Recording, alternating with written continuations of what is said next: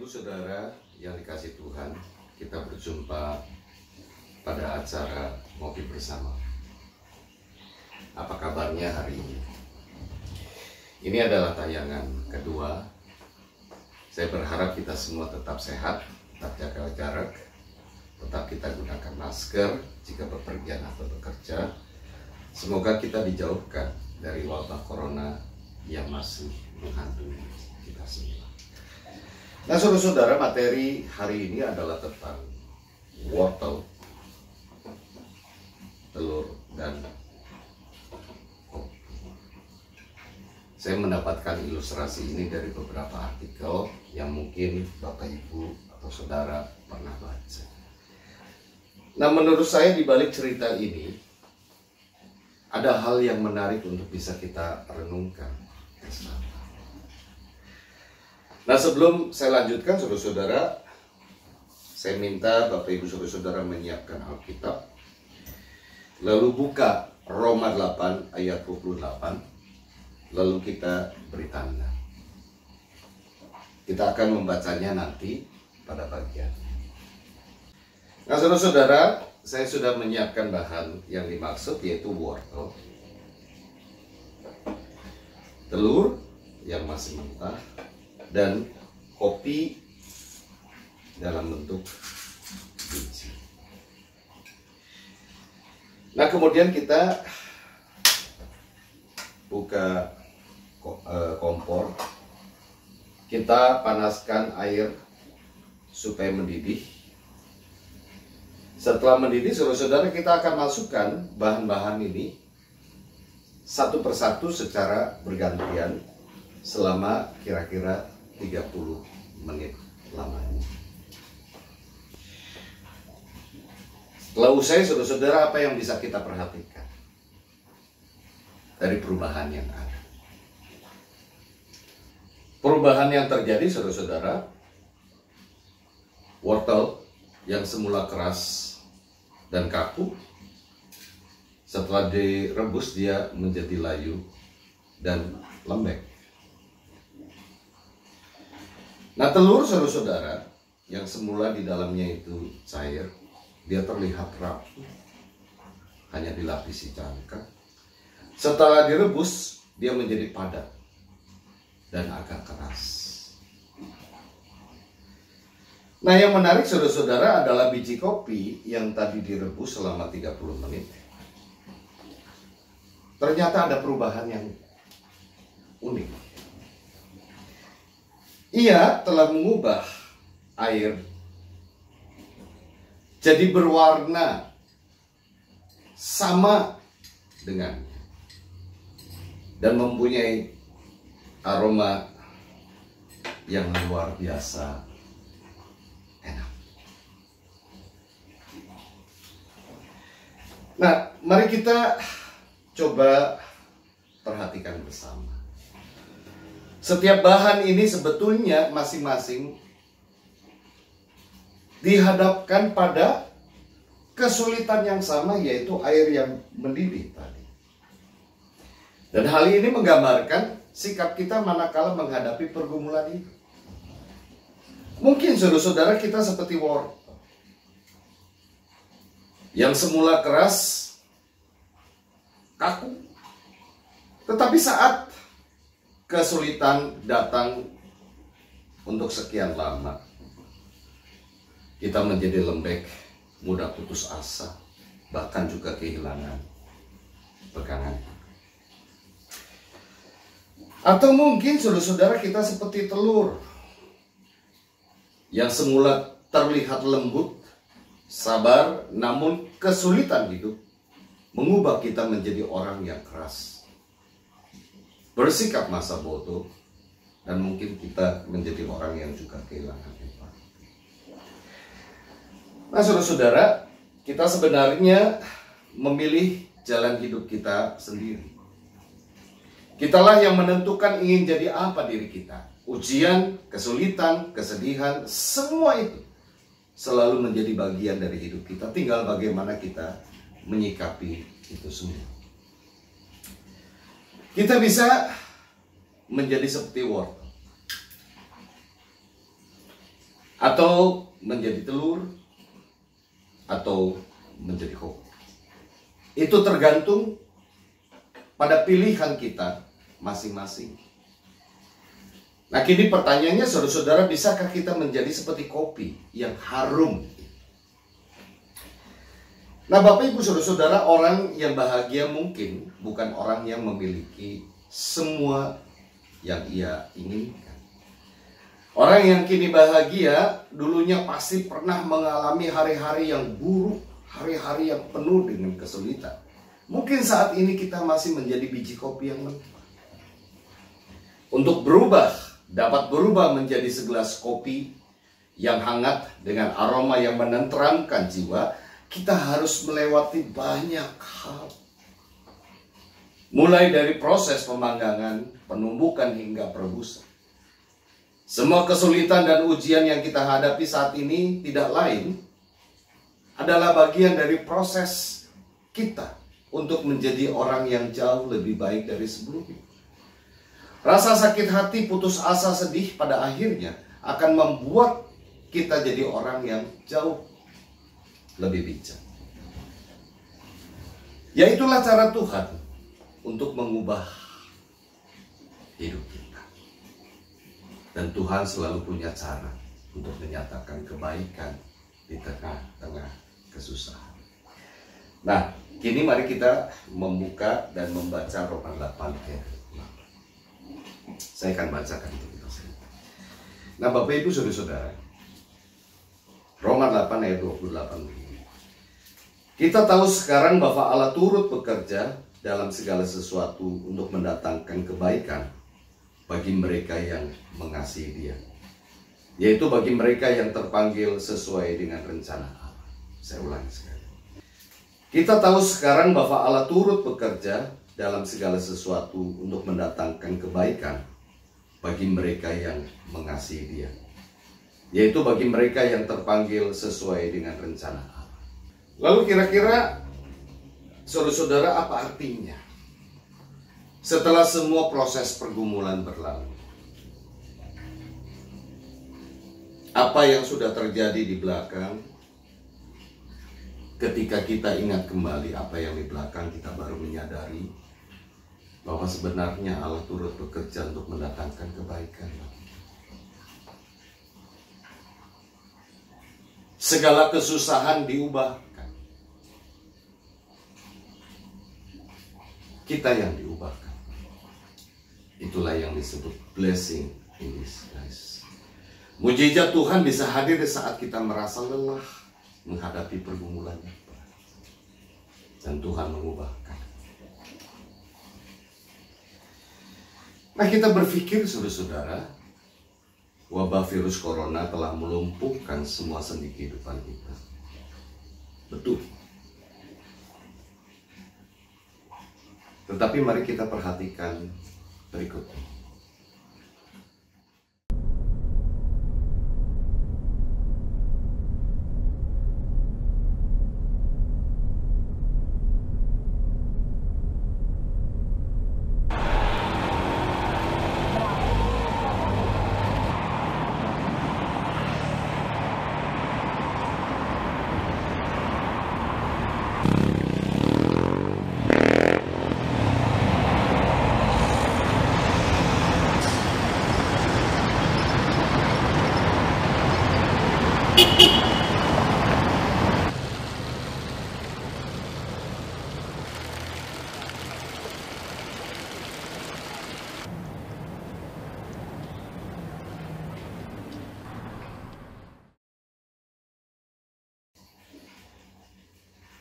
Nah, ternyata saudara-saudara, pandemi virus corona telah mengubah wajah bumi menjadi lebih baik.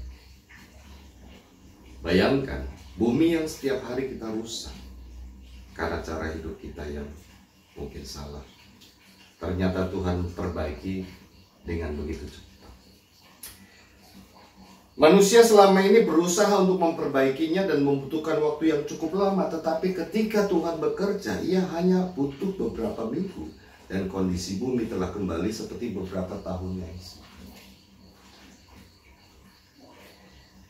Nah, Bapak Ibu saudara-saudara, menurut rekan saya, Penatua Maruli Nababan, ia punya pendapat bahwa pandemi virus corona mengajak kita semua untuk meriset ulang cara berpikir kita, tujuan hidup kita, dan juga spiritualitas kita.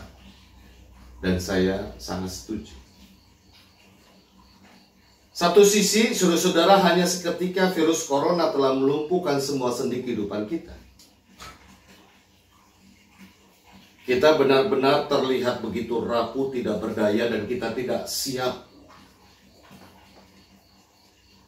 Dalam hal ekonomi, semua orang mengeluh, merasa merugi, tidak bisa mendapatkan penghasilan. Dan sedihnya ada saja orang-orang oportunis yang memakai kesusahan sesamanya dengan menguruk keuntungan sebanyak-banyak. Nah, mungkin ya sah-sah saja kalau dilihat dari sisi prinsip ekonomi, namun lihatlah secara utuh apa yang sedang terjadi saat ini. Semestinya kondisi saat ini menumbuhkan rasa empati dan mengubah pola dan tujuan hidup kita. Ini luar biasanya. Ketika banyak orang yang kesusahan, sekalipun mungkin ada orang yang oportunis, tetapi kita melihat kreativitas, bahkan inisiatif orang-orang untuk membantu. Begitu juga saudara-saudara yang semula kita berbelanja sesuka hati, kini harus berhemat dan membeli barang yang benar-benar menjadi kebutuhan utama, bukan keinginan. Inilah mengapa kita perlu meriset cara berpikir kita. Dulu kita berpikir bahwa uang bisa membuat kita hidup. Karenanya kita mencari uang sampai melupakan betapa pentingnya hadir di tengah-tengah keluarga, melupakan kesehatan, bahkan juga melupakan teman.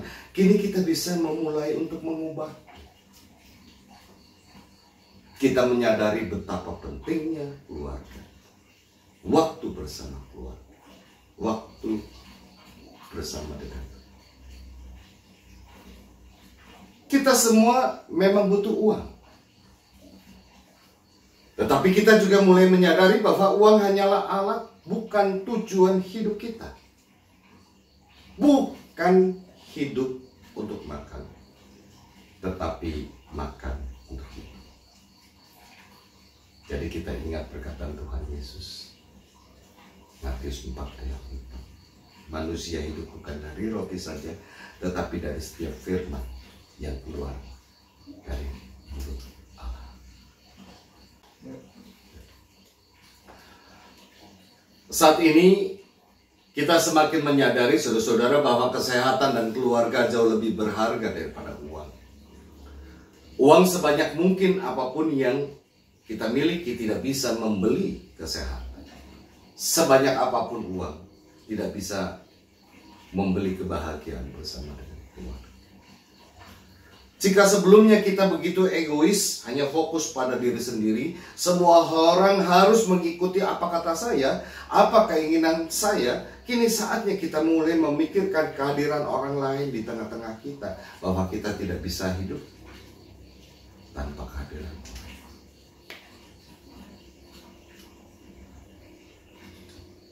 Jika sebelumnya Tuhan kita perlakukan seperti apa yang kita mau, bahkan tidak jarang saudara-saudara kita memaksanya agar Tuhan mengikuti keinginan kita, mengikuti aturan kita.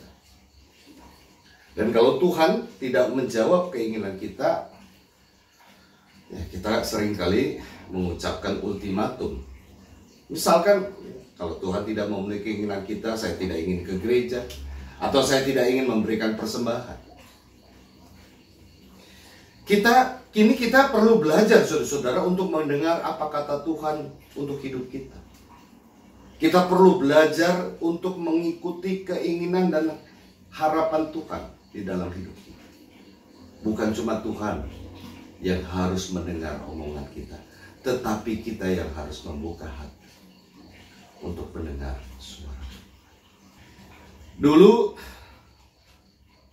kita biasa dan rutin beribadah ke gereja dengan tujuan mungkin kita ingin mendapatkan berkat Tuhan. Tidak salah. Tetapi kini kita mulai menyadari saat kita tidak mungkin beribadah bersama, berkerumun di gereja. Di situ kita dapat merasakan bahwa beribadah bersama itu adalah berkat Tuhan yang saat ini kita rindukan. Kita beribadah karena mensyukuri segala berkat yang telah Tuhan berikan di dalam hidup. Dengan beribadah, kita dapat mengalami perjumpaan dengan Tuhan. Nah, kira-kira itulah yang kita pelajari dari acara ngopi saat ini. Semoga bermanfaat. Tuhan memberkati kita semua. Amin. Saudara-saudara, mari kita berdoa. Terima kasih Tuhan untuk setiap karya yang Tuhan nyatakan di dalam hidup. Terima kasih juga kalau Tuhan telah mengubahkan kesusahan, pergumulan hidup, menjadikan kami orang-orang yang jauh lebih baik dari sebelumnya. Dan terima kasih untuk segala mujizat yang Tuhan kerjakan. Dan itu yang kami yakini di tengah-tengah kesulitan karena pandemi virus corona. Ada hal luar biasa yang telah Tuhan dan saat ini sedang Tuhan rancangkan, Tuhan buat di dalam hidup kami sebagai manusia. Kami ingin berdoa Tuhan, bersyukur untuk mereka yang berinisiatif untuk membantu sesama yang sedang mengalami kesulitan. Berkatilah mereka, berikanlah segala hal yang, cukupkanlah segala hal yang mereka butuhkan. Begitu juga bagi mereka yang saat ini sedang susah, berikanlah kesabaran. Dan belajar, kami dapat belajar bahwa kesusahan dapat mengubahkan kehidupan kami menjadi lebih baik. Dan berikanlah kami kepada. Kami ingin berdoa untuk setiap keluarga yang anggotanya telah menjadi korban virus. Berikanlah kekuatan dan ketabahan.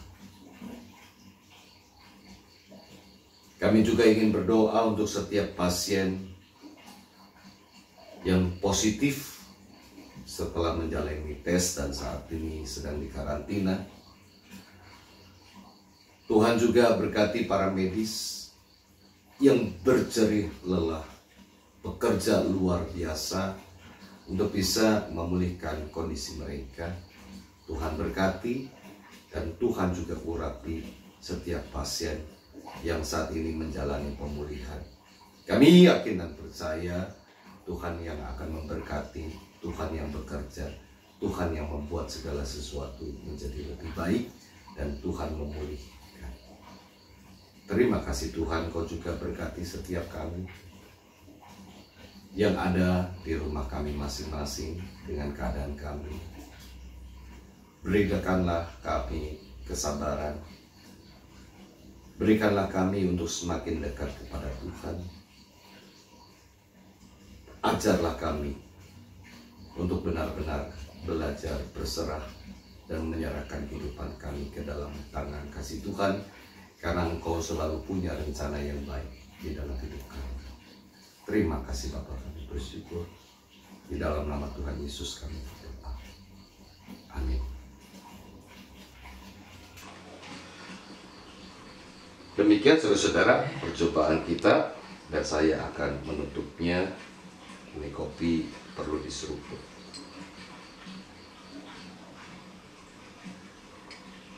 Selamat kopi. Tuhan berkati. Sampai jumpa.